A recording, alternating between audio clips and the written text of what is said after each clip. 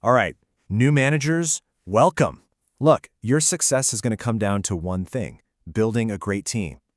But here's the thing, the number one tool we all reach for to do that, the interview, is often the most broken part of the process.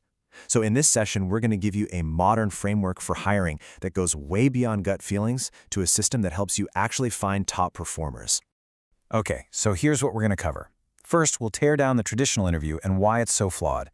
Then we'll dive into the real dangers of just going with your gut. After that, we'll rebuild the interview's true purpose. From there, we'll lay out a practical system for better hiring, and we'll wrap up with your new guiding principle. Always prioritize performance over polish. All right, let's get right to it and tackle the single biggest, most common mistake we see new managers make in the hiring process. I want you to think for a second. Of all the tools in your manager toolkit, which one do you think is the most overused, the most misunderstood, and the one that most often leads us to the wrong decision when we're hiring? Yep, you guessed it, the job interview itself. For decades, we've put it on a pedestal as the ultimate test, but honestly, it's often the very thing that stops us from making a truly fantastic hire for our team. And this really gets to the heart of the problem. We take this short, really artificial, high-pressure conversation and treat it like it's the whole game. But all the data, all the evidence points to one thing. It's a terrible predictor of how someone will actually perform day in and day out on the job. Okay, so what are the real-world consequences? What actually happens when we lean too much on that gut feeling we get in an interview? Well, we're not just being a little imprecise. We are actively inviting some major risks onto our teams. And the fallout from this is huge. You start mistaking confidence for actual competence. You open the door wide open for all sorts of unconscious bias to creep in. You end up screening out fantastic candidates for all the wrong reasons. And ultimately, you hire the person who's great at talking about the work, not the person who's great at doing the work. This slide just lays it out so perfectly, right? On one side, you've got what shines in an interview: confidence, a polished presentation, quick answers. And on the other side, what actually matters day to day: the quality of their work, how they solve real problems, and if they can actually collaborate with the team. The disconnect is massive. Now, let's flip this on its head for a second. This isn't just about avoiding the wrong people. It's about making sure you don't miss out on the right ones. Think about the amazing candidates who are probably slipping right through your fingers because of this broken process. Think about it. Your next superstar might be that quiet, thoughtful person who needs a minute to process before giving you an incredibly insightful answer. Or maybe they're the kind of person who proves their genius through their work, not through some slick, rehearsed pitch. A classic interview process, it actually punishes these people.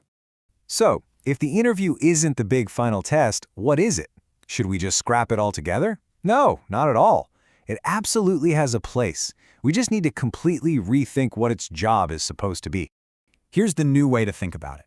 It's a complementary tool. Its job isn't to be the whole story. Its job is to add color, to add context to the hard evidence you've already gathered about a candidate. In this modern approach, the interview has 4 very specific jobs. 1, it's about adding context to their resume. 2, it's your chance to clarify how and why they made certain decisions in past roles. 3, you can get a feel for their communication style. And 4, so important, it's a two-way street to make sure your expectations and their expectations actually line up. It's about the how and why, not a simple pass or fail. Okay, this brings us to the really practical, nuts and bolts part of our session today. Let's talk about how to actually build a hiring system that works, one that cuts down on bias and really helps you predict who's going to succeed. The absolute key here is to gather evidence before you even get to that final interview. You want to base your decision on multiple data points. So before that final chat, you should have already looked at their work history, maybe given them a small skills assessment, asked for a work sample. You've even gotten structured feedback from their references. The interview then becomes just one piece of a much bigger, more reliable puzzle. So, a great hiring process is structured, it's repeatable, and it's fair. It's based on what the job actually requires, not some vague feeling.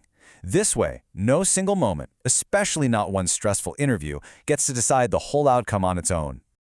All right, let's wrap this up with the most important thing I want you to take away from today. This is the big mindset shift for you as a new leader building a team.